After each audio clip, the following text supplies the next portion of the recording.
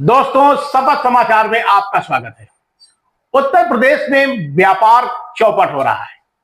छोटे व्यापारी परेशान हैं। व्यापारियों के तमाम सारे संगठन बने हुए हैं और इन संगठनों के बीच ही सत्ता का खेल भी मंडराता रहता है। ऐसे में व्यापारियों की अपेक्षाएं होती हैं कि उनका संगठन सरकार के पास तक अपनी बात पहुंचाए और कहीं ना कहीं पूरे मामले की समस्याओं का समाधान हो, लेकिन ऐसा होता दिख नहीं रहा। मैं अगर बात करूं अकेले फतेहपुर की, तो फतेहपुर में एक नहीं दर्जनों की संख्या में व्यापारियों के संगठन बन गए हैं। इन्हीं सभी मुद्दों को लेकर बात करने के लिए आज हमारे पास मौजूद है उद्योग व्यापार मंडल के संस्थापक अध्यक्ष किशन मल्होत्रा जी। किशन मल्होत्रा जी, शपथ समाचार में आपका स्वागत है। आप उद्योग व्यापार मंडल के संस्थापक अध्यक्ष हैं फतेहपुर जिले में। व्यापारी राजनीतिक दलों की कठपुतली बनता जा रहा है, क्या है मामला? सबसे पहले शपथ समाचार को बहुत बहुत धन्यवाद देना चाहूंगा।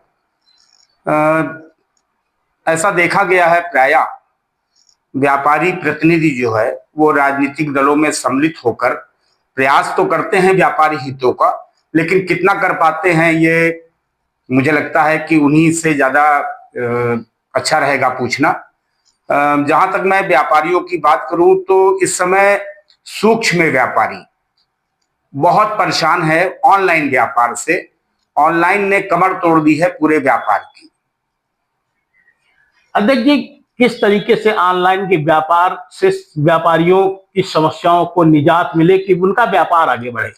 सरकार से निवेदन है, उनसे मांग भी है कि ऑनलाइन व्यापार में कुछ करों की वृद्धि इस तरह से कर दी जाए कि सूक्ष्म व्यापारियों का व्यापार अनवरत चल सके। किस तरीके का व्यापार प्रभावित है ऑनलाइन में? रेडीमेड, इलेक्ट्रॉनिक्स, लगभग जहां तक कहेंगे कि 75% से अधिक व्यापार ऑनलाइन की वजह से प्रभावित बना हुआ है और जो धीरे धीरे और सूक्ष्म होता जा रहा है।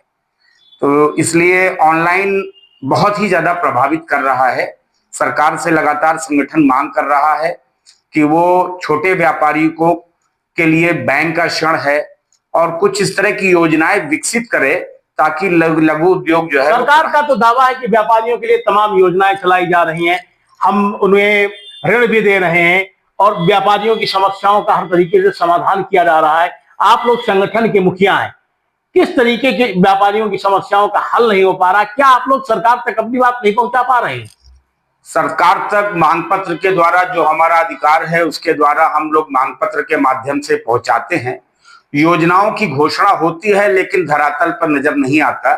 जिस तरह से बैंक ऋण जो माननीय मुख्यमंत्री जी ने आवंटित किया सूक्ष्म व्यापारियों के लिए 5 लाख का, जिसमें 10% की छूट और ब्याज मुक्त रहेगा, लेकिन वो जमीन पर उतरा ही नहीं।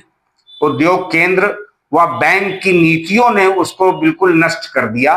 आम व्यापारी को इसको किसी प्रकार की सुविधा प्राप्त नहीं। व्यापारियों और प्रशासन के बीच में अक्सर सामंजस्य बनाने के लिए बैठकें होती हैं।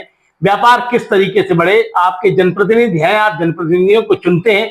क्या व्यापारी समाज प्रशासन और जनप्रतिनिधियों का के हाथ का कठपुतली बनकर रह गया है? इसमें मैं इतना ही कहूंगा कि प्रशासन जो है वो जब पीस कमेटी की मीटिंग होती है या आपसी सौहार्द की कोई मीटिंग होती है उसमें व्यापारियों का सहयोग लेते हैं। व्यापार बढ़ाने के लिए इस तरह की कोई मीटिंग नहीं होती जिसमें इन योजनाओं को विकसित करके व्यापारियों को लाभ पहुंचाया जा सके। इसमें मुझे लगता है कि हमारे माननीय डीएम साहब कुछ अगर पहल करें तो हमारे सूक्ष्म व्यापारी जो है उनका व्यापार विकसित हो सके। अध्यक्ष जी, फुटकर के व्यापारी हैं, फुटपाथ के व्यापारी हैं। फुटकर और फुटपाथ दो तरीके के व्यापारी हैं, दोनों के को तमाम तरीकों की दिक्कतों का सामना करना पड़ता है। आप लोग बड़े व्यापारियों का हिसाब देते हैं? इस पे मैं यही कहूंगा कि अभी कुछ ही दिन पहले माननीय डीएम साहब को मैंने मांग पत्र देकर पथ विक्रेता व्यापारियों के पथ आवंटन की मांग की। उसमें मैं अधिशासी अधिकारी महोदय से भी मिला, एडीएम महोदय से भी मिला, जिलाधिकारी महोदय से भी मिला। आए दिन हमारे पथ व्यापारियों को प्रशासन द्वारा व नगर पालिका द्वारा उजाड़ दिया जाता है। वो एक व्यक्ति, एक व्यापारी पूरे परिवार का यापन करता है अपने बच्चों की शिक्षा उसी व्यापार से करता है। तो मैंने माननीय जिलाधिकारी महोदय से विनम्र निवेदन किया है कि इनके पद का आवंटन कर दें, ताकि ये अपना सम्मान पूर्वक सूक्ष्म व्यापार चलाकर अपने परिवार का जीवन यापन कर सके। अध्यक्ष जी, फतेहपुर जिले में अकेले व्यापारियों के 4-4, 5-5 संगठन हैं। आप लोग नेतृत्व करते हैं, व्यापारियों को अपने साथ जोड़ते हैं, फिर भी व्यापारी किस तरीके से, व्यापारियों को 5-5 संगठन है, एक संगठन क्यों नहीं बन पा रहा? राजनीतिक दलों के व्यापारिक प्रकोष्ठ के अलग संगठन है, एकदम तरीके से स्वयंभू संगठन बनते चले जा रहे हैं। आखिर वजह क्या है? क्या व्यापारियों के नेताओं के बीच में ही आपस में एकजुटता नहीं है? तो व्यापारियों के हित की बात कौन सुनेगा? नहीं, एकजुटता है। अभी राष्ट्र का जब विषय आता है तो हम सब एकजुट हो जाते हैं। मेरा संगठन राष्ट्र हित, समाज हित, जनहित, स्थानीय मुद्दों को लेकर वैचारिक मतभेद हैं। वैचारिक मतभेद जो है वो वैचारिक हो सकते हैं, मतभेद जो है विचारों का हो सकता है, लेकिन सारे संगठन व्यापारी हितों पर ही काम कर रहे हैं। कोई वैचारिक मतभेद की वजह से मैं समझता हूं अगर आप लोग एक होकर के किसी लड़ाई को लड़ें तो वो लड़ाई ज्यादा आसानी के साथ लड़ी जा सकती है। मेरा संगठन, क्या कभी व्यापारी नेतृत्व के बीच में एकजुटता का पालन नहीं करवाया गया? ऐसा प्रयास जारी रहा है और मुझे लगता है कि एक दिन सफल भी होगा।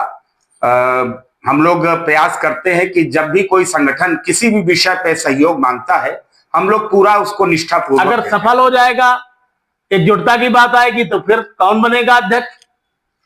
एक सवाल खड़ा हो जाएगा। मैंने तो समर्पण की घोषणा कर दी है और त्यागपत्र की भी घोषणा कर दी है कि अगर कभी ऐसा होता है तो सबसे पहला त्यागपत्र मेरा होगा और सर्वसम्मति से किसी एक। तो पहल किसकी तरफ से होनी चाहिए? मुझे लगता है सभी की तरफ से होनी चाहिए। जितने भी संगठन है सबको आगे आना चाहिए और समर्पण की भावना से, व्यापारियों के हितों की भावना से हमें लगता है कि इसको समर्पण करना चाहिए। व्यापारियों को जीएसटी की समस्याओं से जूझना पड़ता है। आए दिन जीएसटी को लेकर व्यापारी परेशान है। क्या आप लोग जीएसटी को लेकर क्या सरकार से मांग करते हैं? क्या विभाग से बात करते हैं? व्यापारियों को केवल जीएसटी नहीं, अनेक विभागों से अनेक परेशानियां आती हैं। जब भी इस तरह का कोई व्यापारी संगठन को अवगत कराता है किसी भी विषय पर, हम लोग अपने अधिकारों के अंतर्गत माननीय प्रधानमंत्री जी को, माननीय मुख्यमंत्री जी को, रेल मंत्री जी को या विषय संबंधित जो भी मंत्री है उनको मांग पत्र भेजकर अपनी मांग को दोहराते हैं और आवंटन कराने का पूरा प्रयास करते हैं। बार बार आप मांग पत्र की बात करते हैं। व्यापारियों के पास मांग पत्र के अलावा तो कुछ है नहीं, व्यापारी नेताओं के पास मांग पत्र के अलावा तो कुछ है नहीं।